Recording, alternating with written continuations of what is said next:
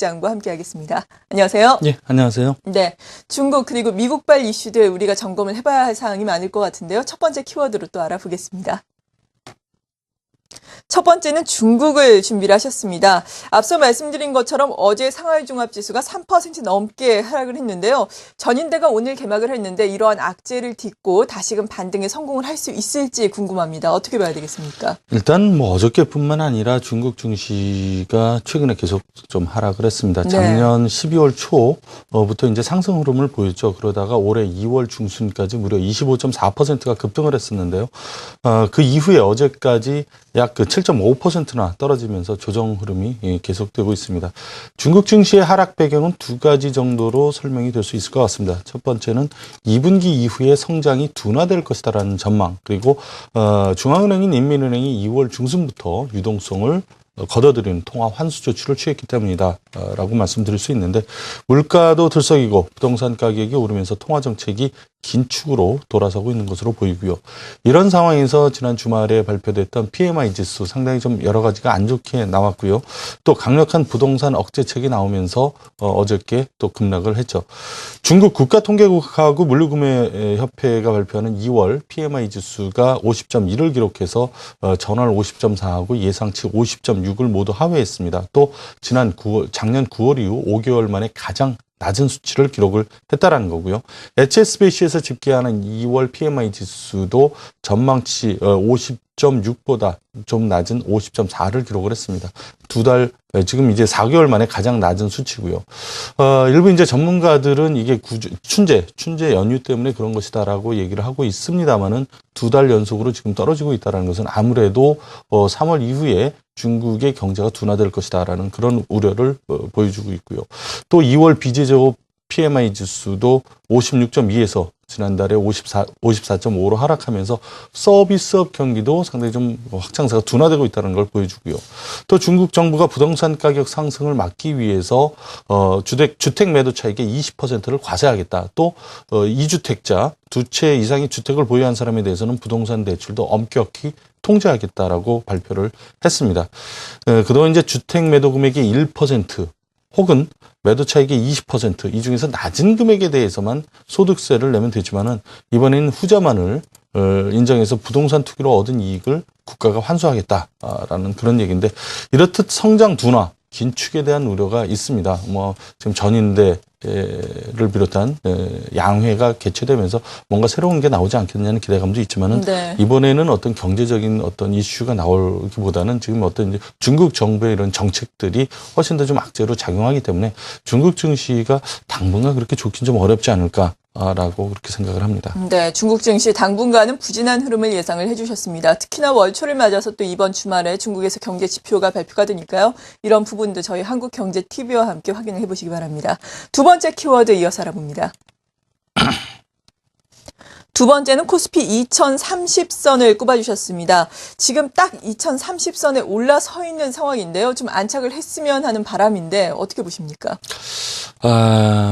지난번에도 한 2030선 계속 왔다 갔다 하면서 시원하게 뚫지는 못했습니다. 그렇죠. 근데 이게 지금 지표상으로 보면 2030선이 뚫는 게 중요하지만은 사실은 2050선이 훨씬 더 중요하다고 생각할 수가 있습니다. 이게 1년 동안의 고점인데요.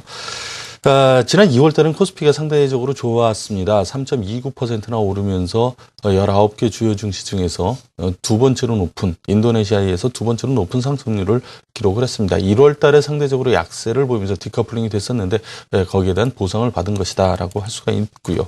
자, 우리 증시가 여기서 이제 2030이든 50이든 이걸 뚫고 좀 가기 위해서는 두 가지가 있을 수가 있죠. 하나는 이제 그 글로벌 증시가 올라가면서 같이 올라간다든가, 또는 2월처럼 글로벌 증시는 제자리를 하더라도 우리 증시만 강세를 보이던가, 이 두 가지 중에 하나를 볼 수가 있는데, 일단 글로벌 증시의 추가 상승은 지금 조금 기대하기가 좀 어렵지 않을까라고 생각을 합니다. 일단 뭐 경제 상황을 보더라도 미국의 경제 지표는 개선되고 있는 게 보여지고 있습니다만, 유로존이라든가 중국, 말씀드려도 중국 같은 경우에 경기가 좀 둔화되는 그런 모습을 보이고 있고요. 또 말씀드린 대로 중국 인민은행이 통화 환수 조치를 좀 하고 있다는 것도 부담이죠. 그렇기 때문에 지금 경기 펀더멘탈도 그다지 그렇게 좋지 않고요. 또 이제 1월 달에 글로벌 주식형 펀드로 돈들이 이제 글로벌 자금들이 많이 모여들었는데 이게 2월 중순부터 좀 주춤거리고 있고 또 글로벌 증시하고 비슷한 모습을 보이는 이 유로 환율, 달러 유로 환율도 최근에 이제 하락세를 보이면서 주가의 조정을 좀 암시하는 그런 모습입니다. 사정이 이렇다 보니까 뉴욕 증시를 비롯해서 대부분의 증시가 2월 달에는 별다른 상승을 하지를 못하고 횡보 또는 조정세를 보이고 있고요. 이런 상황은 뭐 개선된 게 별로 없기 때문에 3월에도 좀 비슷한 상황이 연출이 되지 않을까라고 생각이 되고요. 자, 그렇다면은 우리 증시만 강세를 볼 수 있을까라는 생각을 또 해봐야 되겠죠. 네, 그렇죠.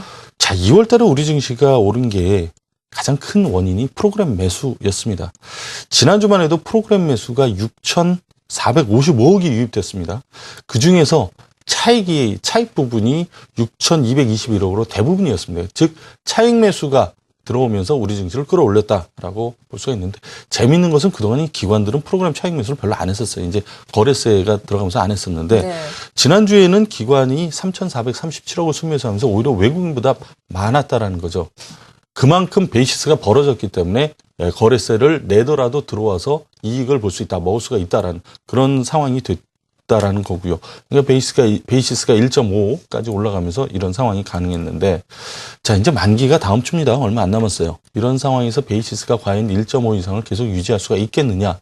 이거는 뭐 상당히 굉장히 어려운 일이다라고 밖에 말씀드릴 수가 없죠. 만기가 되면 베이시스는 0에 수렴하기 때문에 거의 불가능하다라고 볼 수가 있고요.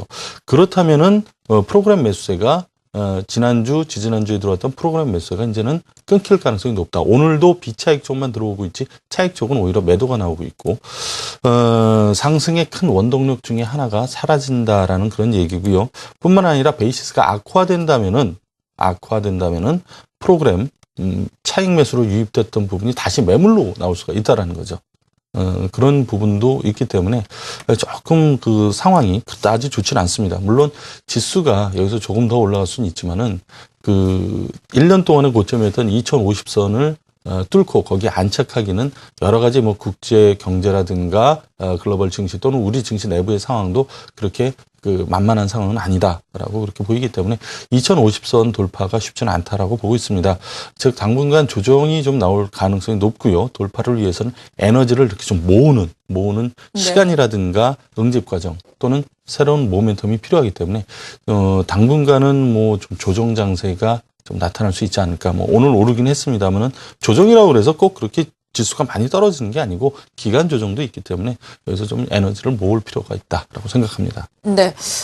사실 2월 28일 같은 경우에도 프로그램 쪽에서 5,900억 원 넘게 정말 의미 있는 대규모의 프로그램 매수세가 들어오면서 지수가 상승을 하기도 했는데요. 이러한 프로그램 대규모의 매수세는 계속해서 이어지기는 힘들 것이다라고 평가를 하시면서 2050선을 가기 위해서 우리가 또 에너지 축적을 하는 과정이 이어질 수 있겠다라고 평가를 해주셨습니다.